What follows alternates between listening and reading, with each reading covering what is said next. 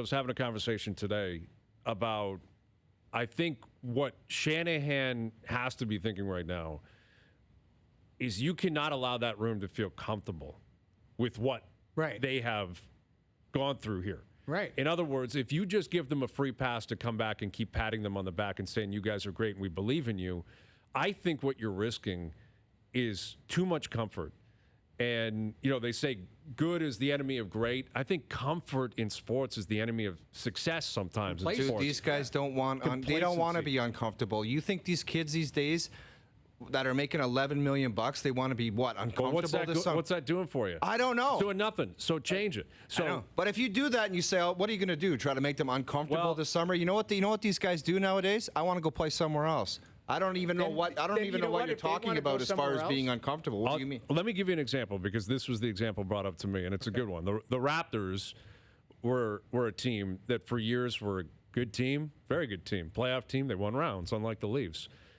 And Masai said, "This isn't enough, and I got to throw a couple grenades into that room." And he never allowed them to feel anything but a little bit uncomfortable with what could be coming next. First thing he did was he fired the coach, Dwayne Casey, who all the players loved. Coach of the year. Coach of the year. Gone. Not acceptable. Nurse is coming in. Then DeRozan got traded. And After Kawhi he told came him in. that he wasn't going to Exactly. And who was the longest standing guy who was comfortable? Kyle. Guess what? You're not comfortable anymore. Your best friend's in San Antonio. What are you going to do about it? Yeah. Nothing. You can yell and scream, but guess what? You better show up and play. Then the trade deadline. They're well on their way to 60 wins.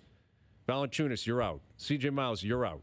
Don't get comfortable. Here comes Marc Gasol. And guess what? They won.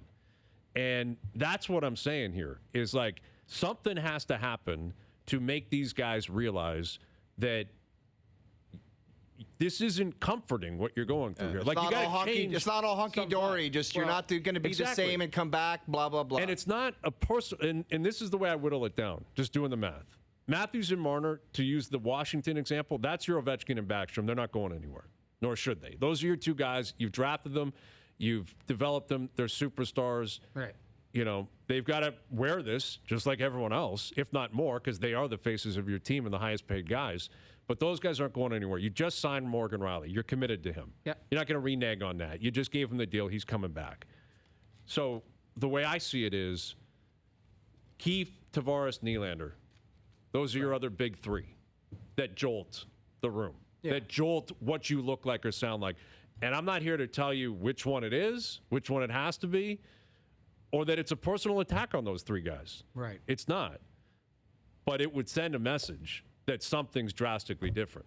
Right. It's either like, because if you trade, who else are you going to trade that's going to make a big? Alex Kerfoot. Kerfoot doesn't exactly. Kerfoot doesn't change anything.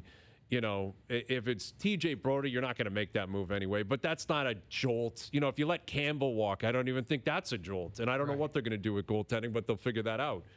The guys who have been here for 5 years together, 4 years together, I guess, are Tavares, Nylander, Matthews, Marner, Riley. The last three would include Keefe.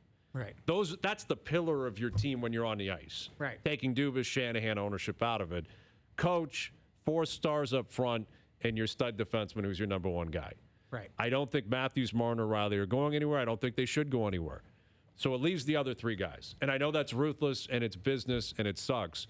But if you feel like we got to do something, and the reality is if you were to change any of them, obviously you're doing it because you think you need a little bit of a different feel, but you could also, if you got rid of Keefe, if that's what you concluded, then you'd be looking to improve on that.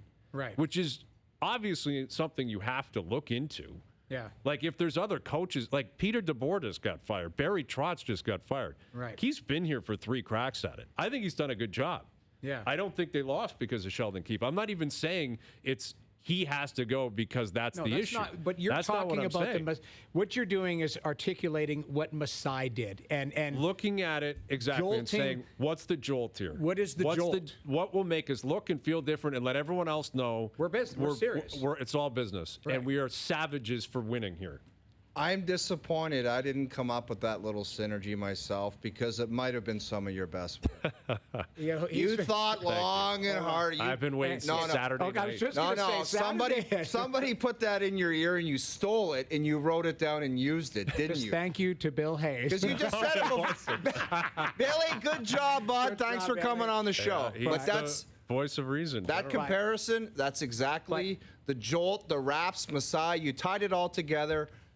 It's the best thing you've ever done on the show. Well, without being miserable and bitchy and crying. No, and listen, it's not a personal attack on any of these guys. I'm not saying like Nylander had an unbelievable year, and John Tavares is the easiest guy to support. And he had a really good year, and he came alive.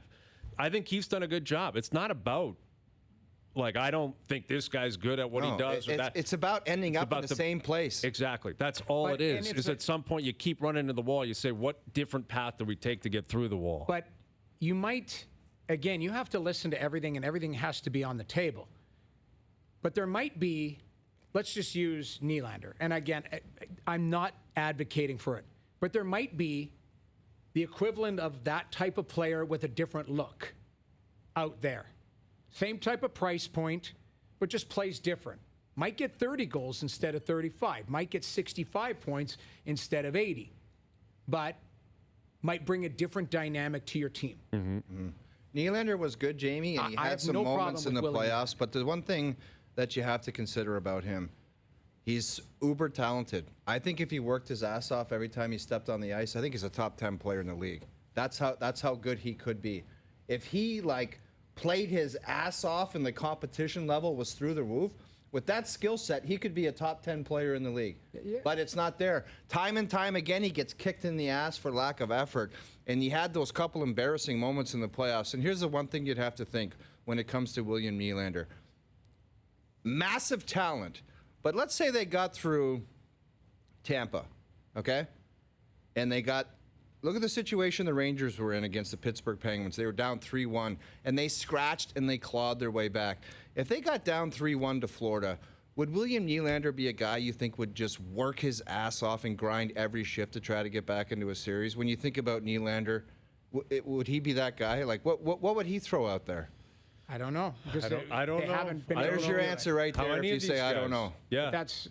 But it's not only him. I mean, I don't know how No kidding. It's not more than one. If the foundation of your house is all jacked up, you don't go and replace a tree in your backyard and think it's going to be fixed. Right. The crazy thing is they're generally on the other side of that. They're the one that's comfortable up 3-1. Right. Back to the word comfort. They get up and they feel like we've done our job. And you know what, though? It's a lazy narrative, and it's easy to come back to. But look at who the Stars were on Saturday night. And even yesterday, Shesterkin had 42 saves. Panarin scores a game-winning goal. These guys make money, right? They're star players. Well, Panarin wasn't exactly a dominant figure. He's dry but he showed up when he had to. Yeah, he scores, right? Yep. And a couple beautiful passes. Goudreau and Markstrom last night. Goudreau, they end up doing it, right? McDavid, possessed the night before. Possessed. I've never seen a guy like that. Possessed. He's on a mission, that guy. But, that's, unfortunately... it's easy for us to go, geez, I'd like more out of Alex Kerfoot. I'm not saying I would have liked to be in here and say Matthews went legend Saturday night. Yep. Jamie, that's what everybody can't wrap their head around. Well, why was it Rick Paul? Well, it was Rick Paul that stole the show, and it was Rick Paul's moment. Yeah, it was. In fairness, trade deadline acquisitions, Max Domi. Yeah. 2 goals and assist. Rick Paul. 2 goals and slides into Braden Point's spot.